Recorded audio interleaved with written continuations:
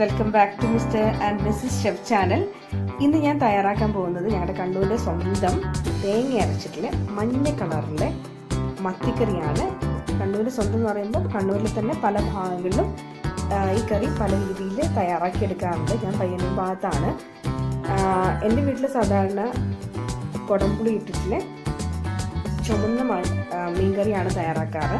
പക്ഷേ നമ്മൾ മിക്കവാറും കണ്ണൂരിലെ ഹോട്ടലുകളൊക്കെ പോകുമ്പോൾ അല്ലെങ്കിൽ മിക്കവാറും സാധാരണ വീടുകളിലൊക്കെ തയ്യാറാക്കുന്നത് ഇതുപോലുള്ള മീൻകറിയാണ്. നല്ല ടേസ്റ്റാണ്. ഇത് ചോറ് വയ്ക്കുമ്പം ഭയങ്കര ടേസ്റ്റാണ്. നമുക്കത് പിന്നെയും കഴിക്കാൻ തോന്നുന്നത്. അതുപോലെ നല്ലൊരു മീൻകറിയാണിത്. അപ്പോൾ ഇതിനു വേണ്ടി ഞാൻ എടുത്തിട്ടുള്ള ഇൻഗ്രീഡിയൻസ് ഇവയാണ്. 4 വലിയ മത്തിയാണ്. ഇത് സാധാരണ മത്തിയാണെങ്കിൽ ഒരു 5-6 എണ്ണം വേണ്ടി വരും. ഇത് വലിയ ഒമാൻ മത്തിയാണ് എടുത്തിട്ടുള്ളത്. പിന്നെ അതിലേക്ക് വേണ്ടിയിട്ട് ഞാനിവിടെ ഒരു പകുതി ബൗള് തേങ്ങ ചിരകിയത് എടുത്തിട്ടുണ്ട്. ഏകദേശം ഒരു അരമുറി തേങ്ങ നമുക്ക് ആവശ്യമാണ്. പിന്നെ എടുത്തിരിക്കുന്നത് ഒരു തക്കാളി നീളത്തിലരിഞ്ഞത്, ഒരു സവാള നീളത്തിലരിഞ്ഞത്, ചെറിയ ഉള്ളി ഉണ്ടെങ്കിൽ കുറച്ചും കൂടി നല്ലതാണ്. പിന്നെ ഇവിടെ ഒരു 4 പച്ചമുളക് ഞാൻ ചെറുതായിട്ട് 2ആയിട്ട് കീറി എടുത്തിട്ടുണ്ട്. ഇത് ചെറിയ പച്ചമുളകാണുള്ളത്. ഇത് നല്ല എരിവുള്ള പച്ചമുളകാണ്. പിന്നെ ഒരു ചെറിയ കഷ്ണം ഇഞ്ചി ചെറുതായി കൊത്തി അരിഞ്ഞിട്ടുണ്ട്. പിന്നെ 2 തണ്ട് കറിവേപ്പില എടുത്തിട്ടുണ്ട്. പിന്നെ 2 വെളുത്തുള്ളി എടുത്തിട്ടുണ്ട്. പിന്നെ എടുത്തിരിക്കുന്നത് ഒരു ചെറിയ നെല്ലിക്ക വലുപ്പത്തിൽ വാളംപുളി വെള്ളത്തിലിട്ടിട്ട്, അത് ഏകദേശം ഒരു കപ്പോളം വെള്ളത്തിൽ അത് കുതിർത്തതിൻ്റെ വാളംപുളിയുടെ വെള്ളം എടുത്ത് വെച്ചിട്ടുണ്ട്. പിന്നെ നമുക്ക് വേണ്ട പൊടികൾ ഇവയാണ്. നിങ്ങളുടെ എരിവിനനുസരിച്ച് നമുക്ക് പൊടി അളവ് കൂട്ടാം. ഞാനിവിടെ 1/2 ടീസ്പൂൺ മുളക് പൊടി മാത്രമേ എടുത്തിട്ടുള്ളൂ, 1/4 ടീസ്പൂൺ മഞ്ഞൾപ്പൊടി, 1 ടീസ്പൂൺ മല്ലിപ്പൊടി, 1 നുള്ള് ജീരകം നിങ്ങൾക്ക് താല്പര്യമുണ്ടെങ്കിൽ മാത്രം ചേർത്താൽ മതി. ഞാൻ തേങ്ങ അരക്കുമ്പോൾ അതിനകത്ത് ഇടാനാണ് എടുക്കുന്നത്. പിന്നെ 1 ടീസ്പൂൺ കടുക്, പിന്നെ അതുപോലെ 1 നുള്ള് ഉലുവയും ഓപ്ഷനിലാണ്. പിന്നെ ആവശ്യത്തിന് ഉപ്പ്, ആവശ്യത്തിന് എണ്ണ. അപ്പോൾ ഇത്രയും ഇൻഗ്രീഡിയൻസ് കൊണ്ടാണ് ഞാൻ ഇന്നത്തെ നമ്മുടെ കണ്ണൂരിൻ്റെ സ്പെഷ്യൽ തേങ്ങ അരച്ച മഞ്ഞ മീൻ കറി തയ്യാറാക്കാൻ പോകുന്നത്. അപ്പോൾ എങ്ങനെയാണ് തയ്യാറാക്കുന്നത് നമുക്ക് നോക്കാം. അപ്പോൾ നമുക്ക് ആദ്യം തന്നെ ഒരു കാര്യം ചെയ്യാം.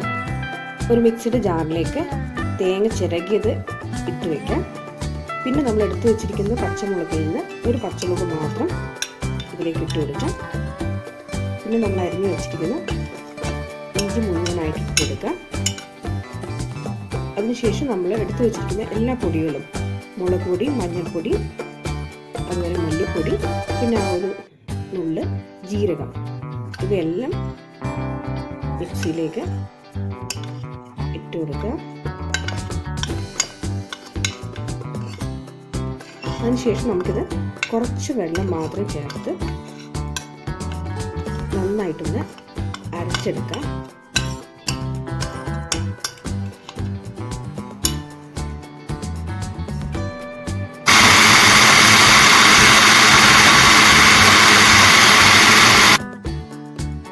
അങ്ങനെ നല്ല മയത്തിൽ അരച്ചെടുത്തിട്ടുള്ള തേങ്ങ നമുക്ക് ആ മിക്സിയുടെ ജാറ് കഴുകി വെള്ളം അടക്കം ഒരു 1.5 ഗ്ലാസ് വെള്ളം ഒഴിച്ച് നന്നായിട്ട് മിക്സ് ചെയ്തിട്ടൊന്ന് മാറ്റി വയ്ക്കാം. ഇനി നമുക്കൊരു പാത്രത്തിലേക്ക് എണ്ണ ഒഴിച്ച് ചൂടാകുമ്പോൾ അതിലേക്ക് കടുകും ഉലുവയും ഇട്ട് കൊടുക്കാം. ചില ആൾക്കാർ കടുക് താളിച്ച് അവസാനം ചേർക്കാറുണ്ട്. ഞാനിപ്പോൾ ആദ്യം തന്നെ ഡയറക്റ്റായിട്ട് കടുക് താളിക്കുകയാണ്.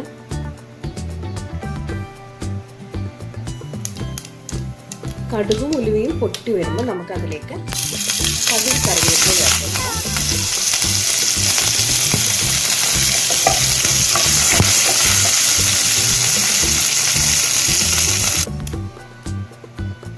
കറിവേപ്പില നന്നായി മൂത്ത് വന്നാൽ നമുക്കിനി അതിലേക്ക് സവാള ചേർത്ത് വഴറ്റാം.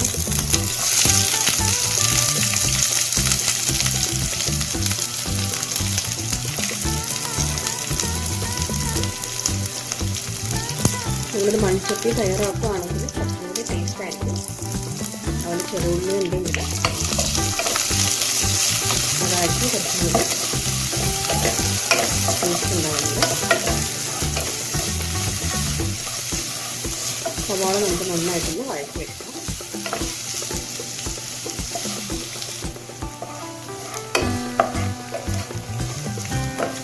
നേരത്തെ പറഞ്ഞ പോലെ ഇത് പല രീതിയിൽ ഉണ്ടാക്കാം. ഞാനിത് ഏറ്റവും സിമ്പിളായിട്ടുള്ള രീതിയിലാണ് ഇത് തയ്യാറാക്കി എടുക്കുന്നത്.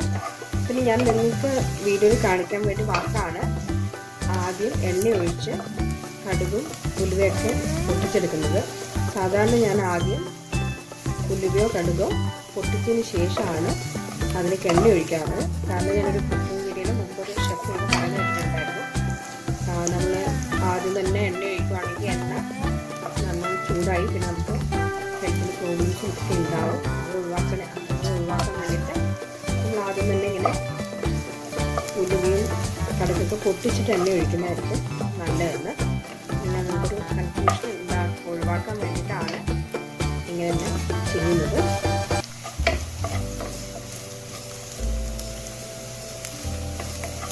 സവാള നന്നായിട്ട് വാടിക്കഴിഞ്ഞ് കഴിഞ്ഞാൽ നമുക്കിനി അതിലേക്ക് വെളുത്തുള്ളിയും പച്ചമുളകും ചേർത്ത്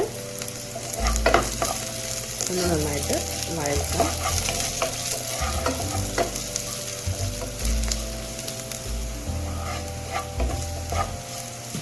അവയൊന്ന് മൂത്ത് കഴിഞ്ഞാൽ നമുക്കിനി ഇതിലേക്ക് തക്കാളി ചേർത്ത് കൊടുക്കാം.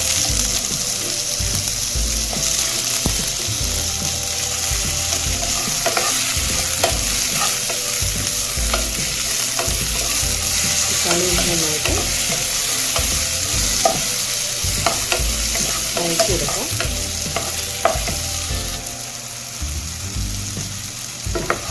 തക്കാളി അത്യാവശ്യം ഒന്ന് നന്നായിട്ട് വഴന്ന് വന്നു കഴിഞ്ഞാൽ നമുക്കിതിലേക്ക് നമ്മൾ തയ്യാറാക്കി വെച്ചിരിക്കുന്ന തേങ്ങയുടെ ഈ അരപ്പ് ഒഴിച്ചു കൊടുക്കാം.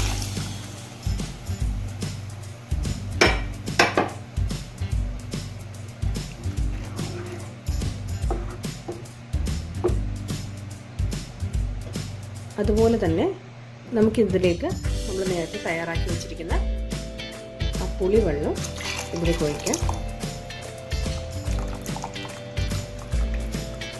വാളംപുളിയാണ് ഇതിന് യൂസ് ചെയ്യുന്നത്.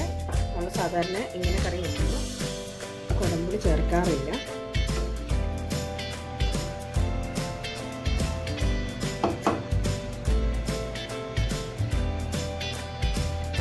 ഇനി നമുക്കിതിലേക്ക് ആവശ്യത്തിന് വേണ്ട ഉപ്പ് ചേർത്ത് കൊടുക്കാം. നമ്മളിതിലേക്ക് പുളിവെള്ളവും തക്കാളിയും ചേർത്തിട്ടുണ്ട്. അതുകൊണ്ട് മീനും കൂടി വേണ്ട നോക്കിയിട്ട് ചേർത്ത് കൊടുക്കുക. അതിനുശേഷം ഒന്ന് നന്നായിട്ട് മിക്സ് ചെയ്യാം.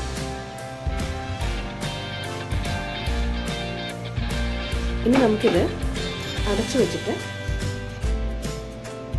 ചെറുതായിട്ട് തിള വരുന്നവരെ ഒന്ന് വെയിറ്റ് ചെയ്യാം.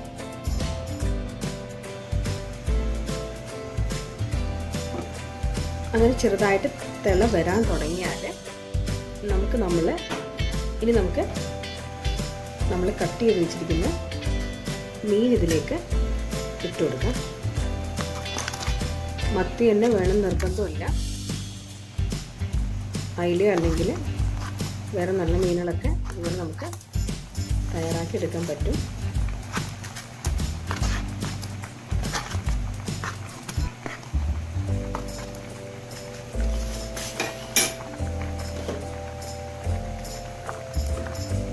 നമുക്കിതൊന്ന് മിക്സ് ചെയ്തതിന് ശേഷം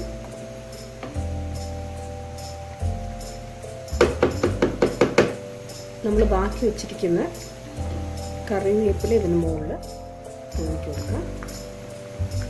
അതിനുശേഷം നമുക്ക് തീ ഏറ്റവും സ്ലോയിൽ വയ്ക്കാം.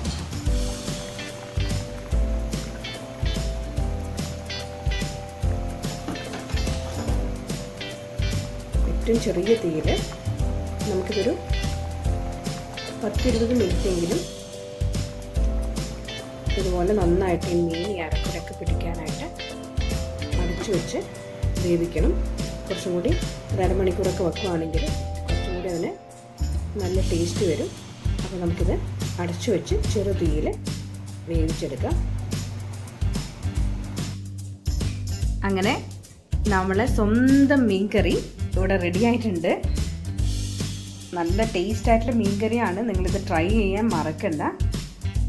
ഞാനിതിനു മുമ്പ് കുടംപുളിയിട്ട മീൻ കറിയുടെയും അതുപോലെ ഉണക്ക നെല്ലിക്കയിട്ട മീൻകറി, അതുപോലെ മീൻ പീര വറ്റിച്ചത്, പിന്നെ മാംഗ്ലൂർ സ്റ്റൈലിലെ റവ കോട്ടഡ് ആയിട്ടുള്ള ഫിഷ് ഫ്രൈ, ഇങ്ങനെയൊക്കെ പല ഫിഷ് ഐറ്റംസും ചാനലിൽ ഇട്ടിട്ടുണ്ട്. താല്പര്യമുണ്ടെങ്കിൽ കയറി കാണാം. അപ്പോൾ നമുക്കൊരു പുതിയ റെസിപ്പി ആയിട്ട് വീണ്ടും കാണാം. അതുവരെ ടേക്ക് കെയർ.